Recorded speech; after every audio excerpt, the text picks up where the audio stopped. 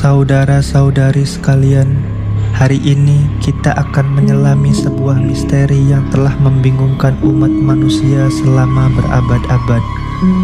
Sebuah artefak sederhana, namun penuh dengan kompleksitas yang tidak terduga.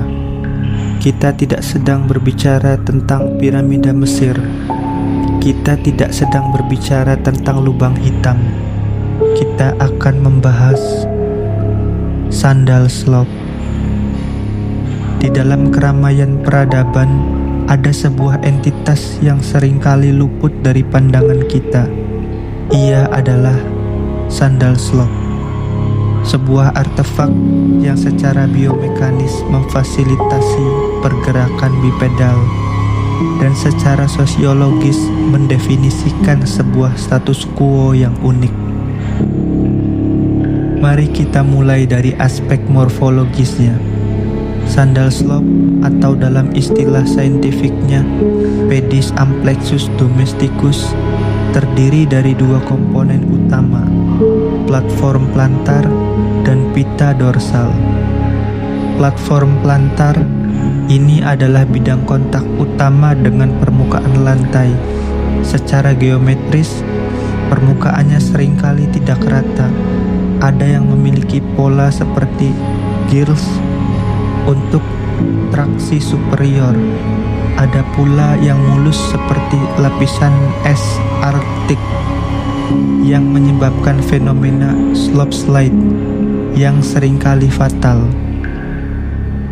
Pita dorsal, struktur ini yang sering kita sebut tali, berfungsi sebagai mekanisme fiksasi superior. Fungsinya adalah untuk memastikan integrasi biomekanis antara metatarsal, tulang tengah kaki, dan platform plantar. Pita ini seringkali terbuat dari material polimer sintetis yang memiliki karakteristik hidrofobik dan resistensi abrasif yang rendah, sehingga seringkali menjadi titik kegagalan struktural utama. Kita juga harus membahas fenomena slope suction. Ini adalah suara plop yang sering kita dengar saat sandal ini diangkat dari permukaan yang basah. Suara ini adalah hasil dari tekanan negatif yang terbentuk di antara platform plantar dan lantai. Sebuah manifestasi fisika yang indah, namun seringkali kita abaikan. Sejarah sandal slop adalah sejarah peradaban. Bukti-bukti arkeologis menunjukkan bahwa leluhur sandal ini mungkin telah ada sejak era Pleistosen akhir. Para hominid awal menggunakan kulit hewan yang dikaitkan ke kaki mereka untuk melindungi epidermis dari kontaminasi geologis. Evolusi sejati terjadi di era modern.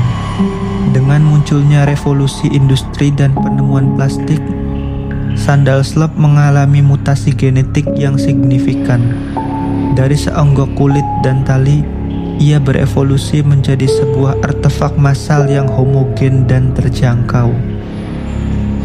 Ada beberapa spesies utama. Pedis amplexus domesticus varian chlorophyll yang berwarna hijau sering ditemukan di pekarangan rumah. Kemudian Pedis amplexus domesticus varian oksida besi yang berwarna merah sering ditemukan di kamar mandi. Kemudian Pedis amplexus domesticus varian noda hitam yang tidak diketahui warnanya karena sudah terlalu lama dipakai. Sebuah fosil hidup yang terus bergerak.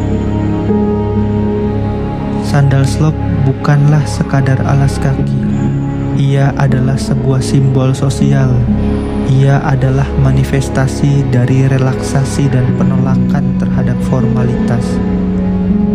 Mengenakan sandal slop adalah sebuah deklarasi, sebuah proklamasi bahwa saya berada dalam status non-formal dan Anda tidak bisa melakukan apa-apa terhadap saya.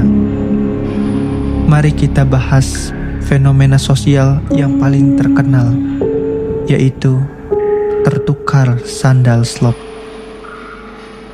Ini bukan sekadar kecelakaan, ini adalah sebuah ritual transisi di mana dua individu secara tidak sadar bertukar identitas alas kaki.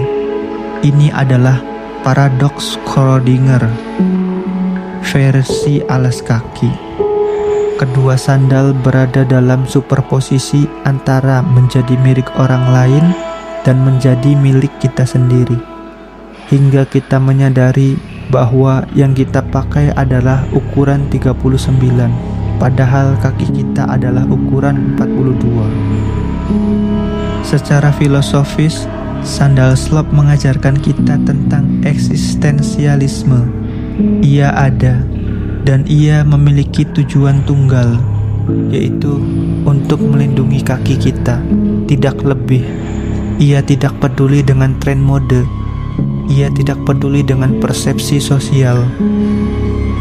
Ia hanya ada, dan keberadaannya adalah untuk memfasilitasi keberadaan kita. Ia adalah stoik sejati.